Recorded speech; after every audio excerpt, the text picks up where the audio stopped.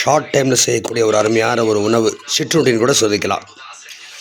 உட்காந்து சாப்பாடு செய்யறதுக்குலாம் நேரம் இல்லை, குழம்பு வைக்கிறதுக்கு நேரம் இல்லை, ரசம் எல்லாம் எப்போ உட்காந்து பண்ணுறது அப்படின்னு டென்ஷனாக நீங்கள் ஆயிக்கவே வேண்டாம். அவ்வளோதான். ஒரு 2 பாக்கெட்டு நெத்திலி கருவாடு வீட்டில் வாங்கி வச்சுருங்க.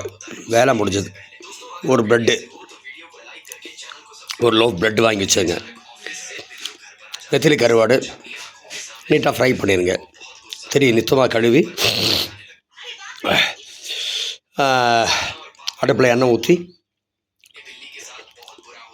கடுகு இதெல்லாம் போட்டு தாளித்து, கருவேப்பிலை தழை, சீரகம் எல்லாம் போட்டு தாளித்து, கொஞ்சம் புளியை கரைச்சி ஊற்றி, கொஞ்சம் மஞ்சத்தூள் போட்டு, 2 தக்காளி நறுக்கி போட்டு, பச்சை மிளகாய் கொஞ்சம் 4-5 துண்டு போட்டு, பெப்பர் கொஞ்சம், ஜிஞ்சர் கொஞ்சம் போட்டு வதக்கி, அதில் இந்த கழுவுன நெத்திலி கருவாடை போட்டு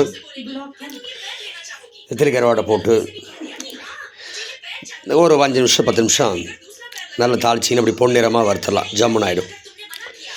அது அட்டகாசமாக ப்ரெட்டு கூட சேர்த்து நீங்கள் அப்படியே சாப்பிட்லாம். நல்லா ஜம்முன்னு இருக்குது, காரமாக இருக்கும், சுவையாக இருக்கும், சாப்பிட்டே இருக்கலாம். நெத்திலி கருவாடு இருக்கிறப்போ உப்பு போடாதீங்க, ஏன்னா அதுலேயும் உப்பு நிறையா இருக்கும். உப்பு போட்டிங்கன்னா கசக்கும்.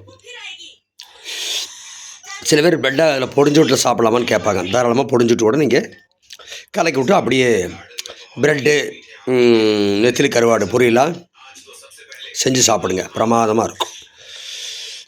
நல்லதே விரும்பும் முருகானந்தன், ஜெய் பனி சேனலுக்காக.